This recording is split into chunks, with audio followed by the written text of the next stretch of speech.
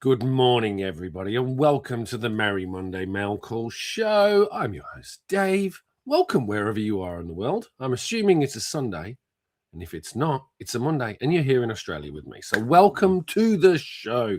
Today we've got a very eclectic mix of books, including one particularly crazy comic book that I absolutely love. This is What If issue 34, not the one from the 90s, but the one from the 1970s, which kicked off the whole parody, What If parody comic, and a tradition that I will explain as we go through. Great to see you all. I hope everybody is well and enjoying their 2026. Let's see who we have here today.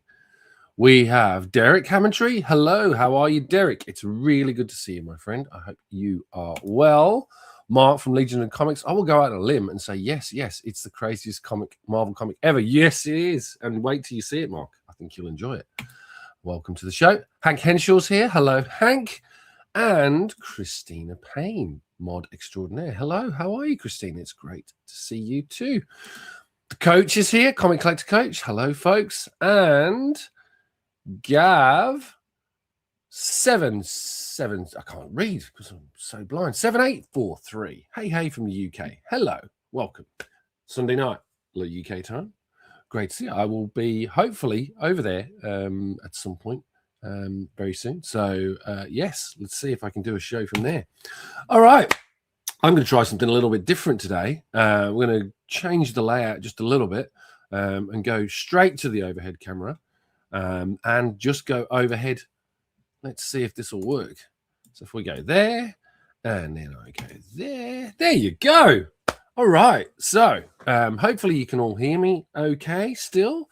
Not having the side video. Going to go with a full reveal today because I thought it would be good. I think we're going to need it. We're starting off with some Todd McFarlane, maybe not obscure, but little known Todd McFarlane goodness here. This is Infinity Inc. issue number 14 with this McFarlane cover, very early in his career in terms of comic books.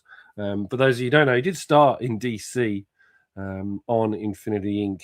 I think that was his first DC. Mark, keep me honest, from Legion of Comics, if I am correct there.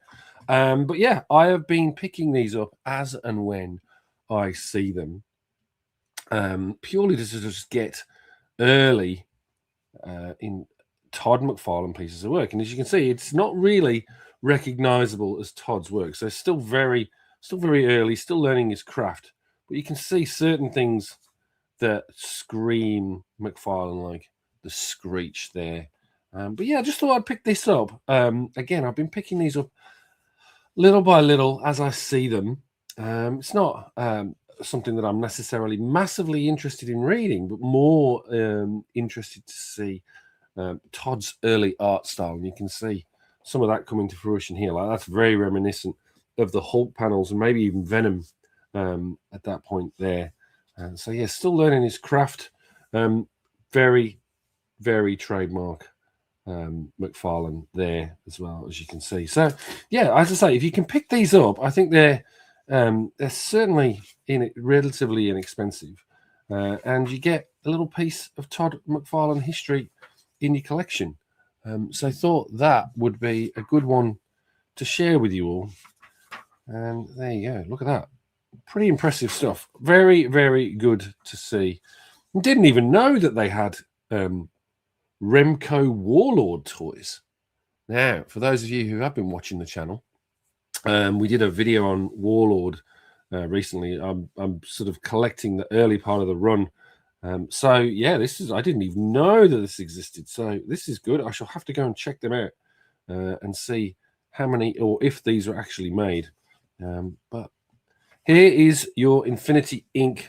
by Todd McFarlane. Hopefully you like that. Let's see who else is here. John, JSS Brooklyn's here. Good to see you. Yes, it is an interesting book. As I say, I'm picking them up as and when I get them because I just feel, it's whenever I find early artwork from an artist, especially someone of Todd's caliber, it's a nice way to see how they grow their style over the years.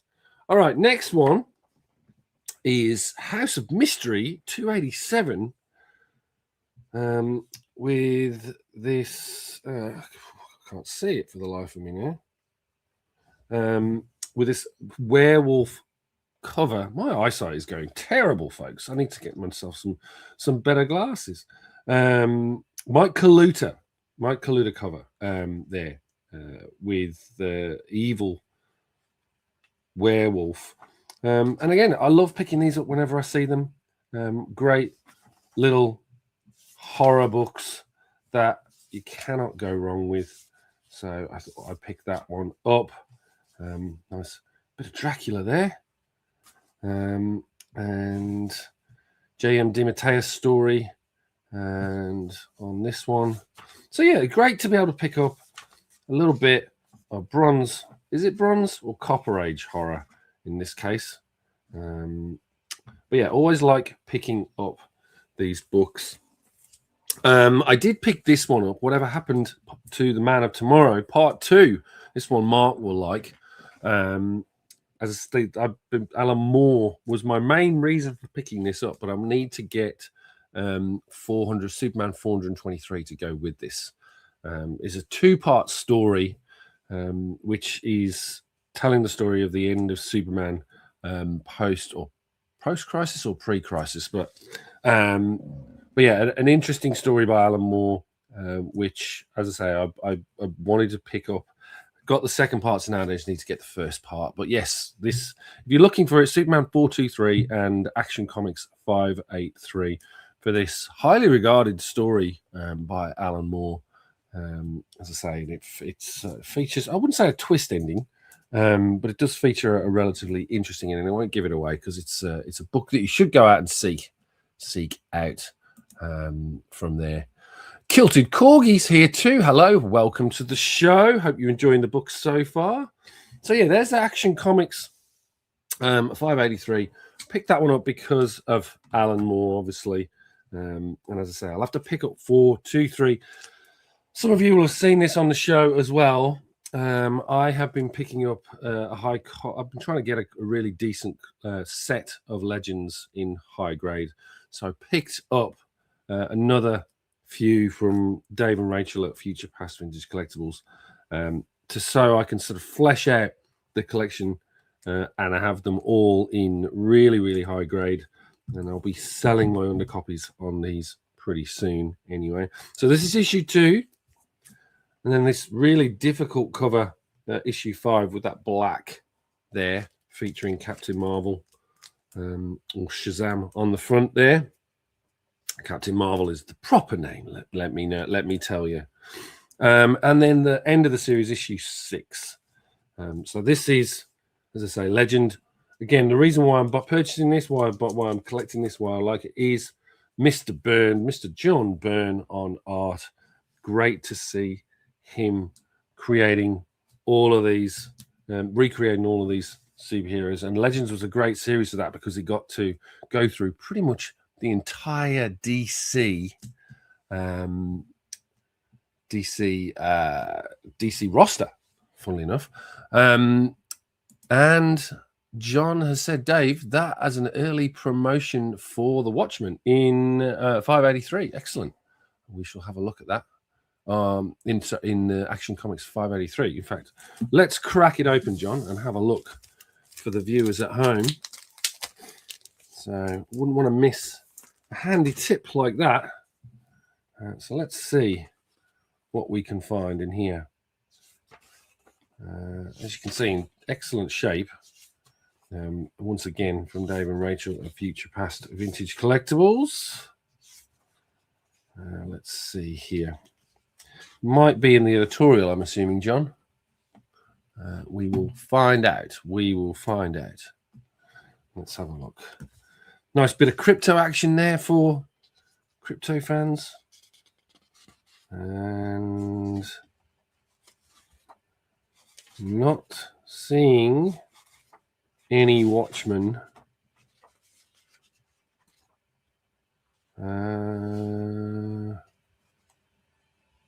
Not really seeing any Watchmen in here. So yeah, interesting. I will come back to that, and maybe we'll cover it on another show. But yeah, even though you got to see inside the book, so hopefully you got a kick out of seeing that. And we'll pop that back over here. Then what else did I get whilst on my DC kick? Got another Action Comics. This one's 643. Got this again from Dave and Rachel at Future Past Vintage Collectibles. This one by George Perez and Brett Breeding, and beautiful cover here, recreating Superman issue 1. And as you can see here, George has very kindly put in homage to Joe Shuster. So great little comic there. So yeah, would love to be able to pick that up, especially when I have no longer got my Superman 1. So I thought this would be a nice little homage to that to be able to pick up and enjoy. Now we're on to some crazy Marvel goodness. This one I really like. Alien Legion issue 1 from Epic Comics, special 48-page, first edition by Carl Potts. I crack it open for you. Just love the cover on this and these Epic Comics. As you can see, beautiful looking copy. And if I didn't know better, I'd swear. Oh my gosh. Well, there you are, folks. Hopefully that is real. And if it is, it looks like it's real because the ink's coming through the other page. That's signed by Carl Potts, which I did not know. We've literally just opened this. So I have a copy of Alien Legion issue 1 signed by Carl Potts back in 1985. Look at that. Super happy to be able to pick that up then. That now makes this book even more special in my mind. So you get all the bios of the Alien Legion. Beautiful stuff here. So yeah, I'm very happy to now be a proud owner of Alien Legion signed copy, which was a complete and utter surprise. So yeah, I think that will now be going to CGC with a view to getting that authenticated as well. So yes, Dave, Alien Legion is one of my favorite non-mainstream book, and wow, the signature. Yeah, I'm super happy with it. Foot sluggers, and soldiers of fortune, priests, poets, killers, and cads. They fight for the future galarchy, for cash, a cause, and the thrill of adventure. Legionnaires live rough and die hard, tough as tungsten, loyal to the dirty end. There you go. Beautiful painted cover. And as I say, can't go wrong with a surprise signature in a book. That is just made my day.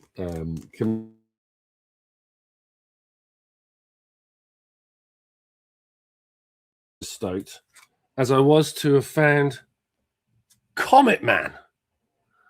Now, again, there's always a reason why I buy books. Now, I'm not really a massive fan of Comet Man.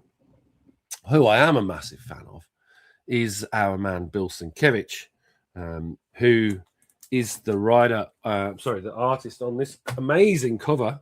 And I'm not sure. I don't think Bill did any of the interior art, but we'll double check. I think he was only on the covers of this title. Yeah, there you go. So he had no involvement on the interior, but essentially that beautiful Bill Sienkiewicz cover sang to me, so I had to pick it up and put it in the collection.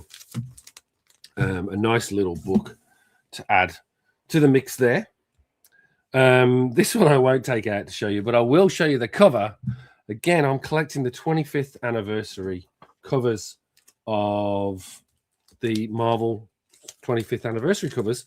There is one that I know about that not a lot of people do know about, which I will be showing in a future show. It is not a US comic, it's a UK comic, and there is a specific 25th anniversary version that was made for a UK comic, which I to own. And again, if you are a 25th anniversary cover fan, you need to be able to pick up that UK one as well. So I'll cover that in a future video. But this is Masters of the Universe from Star Comics. So another one to add to my list of these 25th anniversary frames that you can see all of the superheroes around the edge there. So another one to add. Wonderful one. We've also got a Marvel Age in the sort of mid-80s. We've got Marvel Age, Letters to the Marvel Superheroes Secret Wars. This has got Jim Shooter, sadly passed last year, on the front cover with all the letters, and a beautifully illustrated Mike Zeck cover showcasing the various heroes, and obviously the letters coming in to our friends at Marvel at the time. So yeah, let's have a look at what else we have here. We've also got, if we're talking about more Marvel Age, we've got Marvel Age issue 42. No particular reason other than the fact I'm collecting Marvel Age itself. And then we do have another Marvel Age. I'll get the little glare off there, but this one is 95, later in the run. And this has got a whole bunch of interviews with Cap's creators like Jack Simon, Jack Kirby, and Stan Lee's very first Captain America story. So again, if you're a Cap fan, I would urge you to go and grab your copy of Marvel Age 95. A fantastic book there. Let's see. Legion of Comics. It's always cool seeing earthy art from artists before they hit their notable style. Exactly, Mark. I agree. It's wonderful to see that. All right, so last but one book, and then we'll go deep on what I think is a really fun comic. This one is What If the Avengers Had Become Pawns of Corvac. This is issue 32 of What If. And this is essentially a retelling of the Corvac saga. Now, I'm not sure if everyone's missing this, but if you watch or have watched the new Wonder Man trailer, the director that is going to be pulling the film together is Corvac.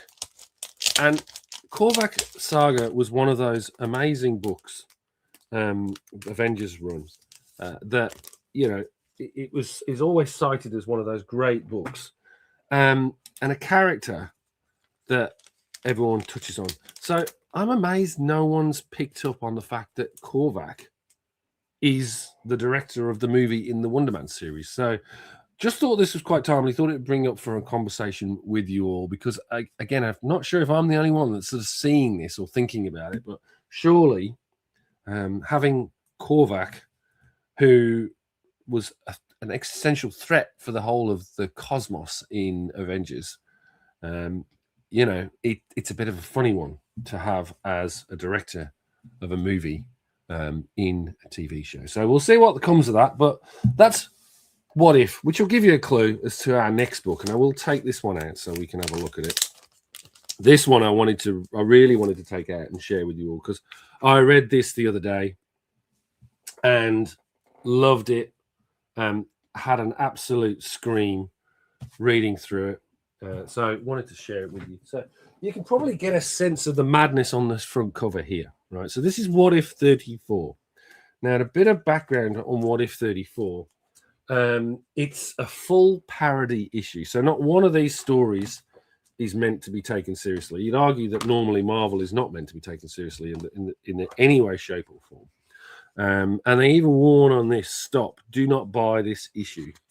If only I could violate my sacred trust and again meddle in human affairs, I would save you from this. The Marvel Universe has gone crazy, and the alternative realities will never, ever be the same again. And you can see here there's a whole bunch of different characters which make no sense at all as you sort of look through it. But then as you go through the book, you'll start to make sense. That's what's Reed Richards got, like, Why is his top all stretched? Who's this? Why is Ghost Rider in a wheelchair? Why is Cyclops' eyes beams coming out the side of his face? Well, we will find out. So first of all, you get usual watcher giving his diatribe about what if, and then as if by magic, somebody else, another watcher, pops in. Then we're treated to a wonderful piece of Fred Hembeck artwork before we get started proper on stuff like this. What if Ghost Rider had possessed someone else? So written by Tom DeFalco, art by Dave Simons. Ghost Grandpa, Ghost Skater, beware mortal, I am sworn to harass the evil, punish the guilty, and most important of all, make certain that Disco is really dead. My favorite, Ghost Baby.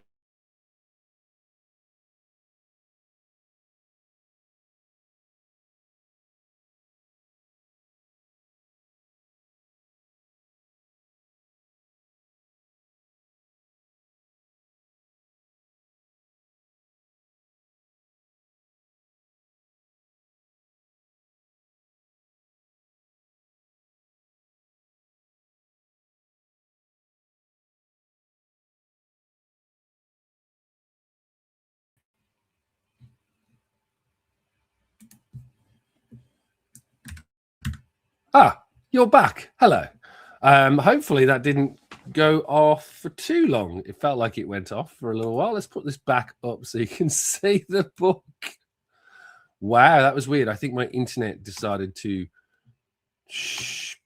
do something. Let's see if we can get this back up and running, folks. There you go.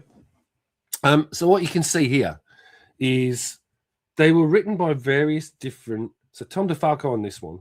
We've got What If Everyone Who'd Ever Been an Avenger Remained an Avenger, written by Jim Shooter, Bob Hall and Brett Breeding on art.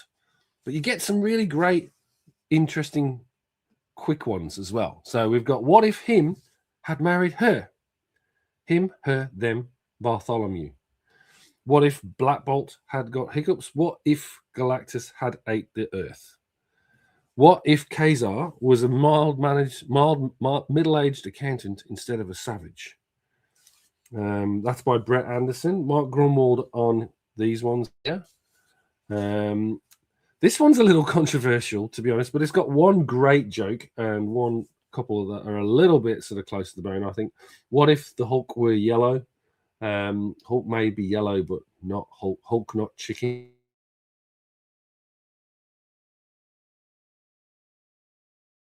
Time.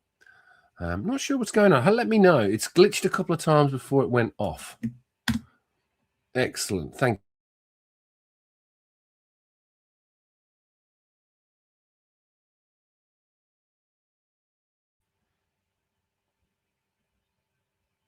you. Not the best.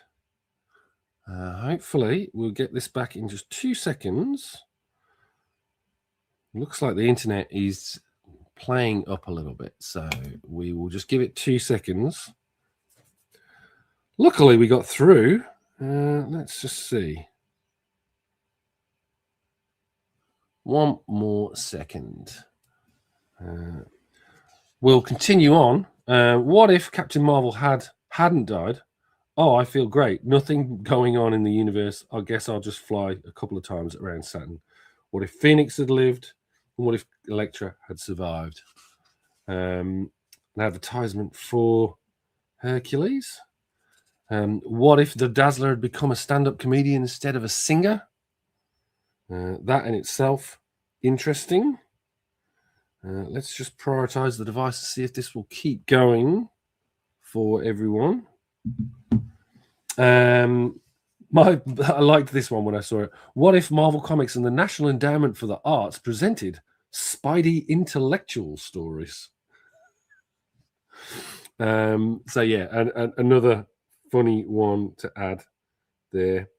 And then what if Willie Lumpkin were a herald to Galactus? What if Ghost Rider owned a fast food franchise? Have it my way or else. What if all the superheroes who lived in New York moved to Toledo, Ohio?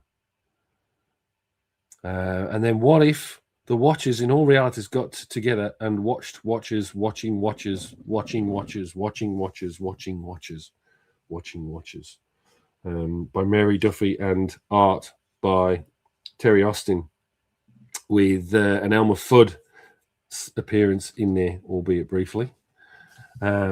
What if Howard the Duck formed his own super team? Which is funny because he actually has done that.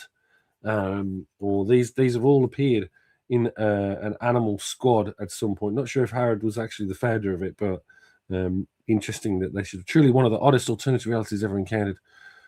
In fact, I find the whole concept downright crazy.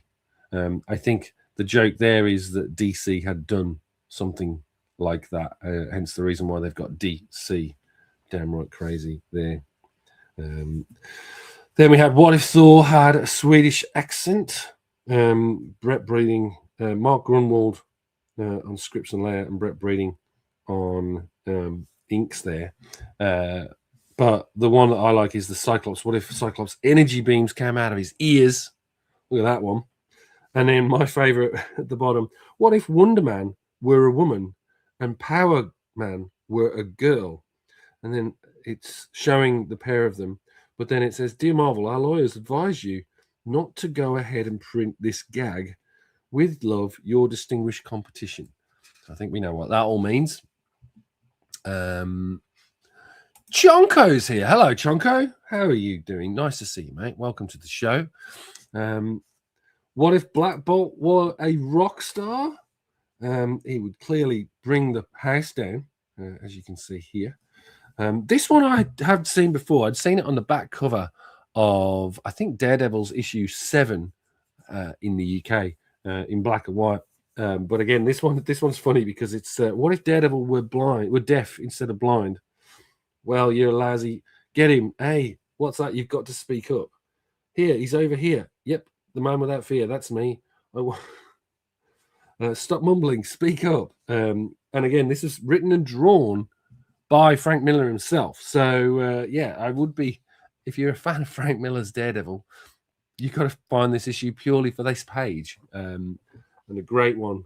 Then we get the Marvel editorial production crew here, which is really interesting to see. So Louise Jones there, Danny Fingeroff, Jim Salkrap, Mark Grunwald, Ralph Macha, Anna Niacinti, Tom DeFalco, a whole host, Danny Crispy, letter extraordinaire, Danny Crispy. So great to pick that up. What if Tony Stark owned an auto plant instead of a factory, a weapons factory? We're sunk. It's the invincible limo man. What if Sue Storm had become the thing? Interesting. And what if Moon Knight got all his identities mixed up? What if the Watcher grew hair? This one, I think, I'm not sure it predates our man John Byrne, but it should. And hopefully John didn't nick the idea, but this is what if the Silver Surfer, White Tiger, Knight Rider, Iceman, and Moon Knight fought Wendigo in a snowstorm? What if the Black Panther fought the Shroud in a coal mine? Both of which by Tom DeFalco. And then what if Moon Knight had 3 different identities? Bill Sienkiewicz, again, great one to pick up. So actually written by Bill Sienkiewicz in this instance, and also drawn by Bill Sienkiewicz. So it's great that that's in here. So again, if you're a Moon Knight fan and a Bill Sienkiewicz fan, pick up this book. It's a great one to grab.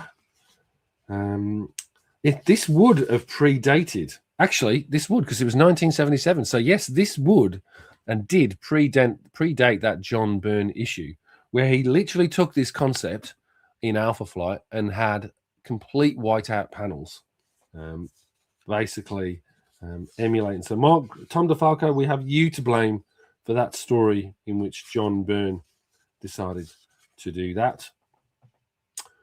What if King Conan were Bing Conan on the road to Hyboria? And then a couple more to fill us out. What if Aunt May became a superhero? The Invincible Golden Oldie. sort of take on Iron Man. The astonishing anti-freeze. That's a good one. What if Reed Richards had not invented unstable molecules? There's Invisible Girl and Johnny Storm burning his outfit off. And then what if Bruce Banner's pants didn't stretch when he became the Hulk? What if you went to the movies and had to sit behind the leader? And what if Black Bolt hosted a talk show? So hopefully you're getting a lot out of this. It's almost at the end of this. And again, I remember this from being printed in the UK in one of the Marvel reprints magazines, but it's great to see this. So this is Roger Stern and art by Terry Austin. What if the Hulk married the She-Hulk? So sort of sitcom-like situation. And then this Stern and Austin She-Hulky cartoon as well. Fabulous stuff. What if Nora and Rod had not volunteered to become Silver Surfer? Tatar Zenlar. We've got one here. What if Luke Cage had found the hammer of Thor? And what if Doctor Strange were an ordinary magician? This one's great with Roger Stern's story. Marie Severin on art there. Really good. What if Obnoxy the Clown fought crime? By Alan Kupperberg.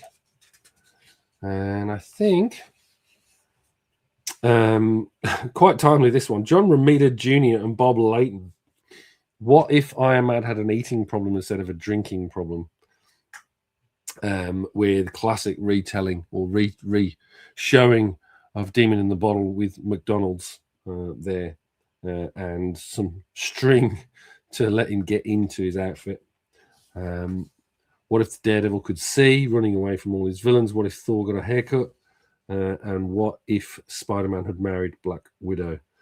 So Mike Carlin there on writing duty.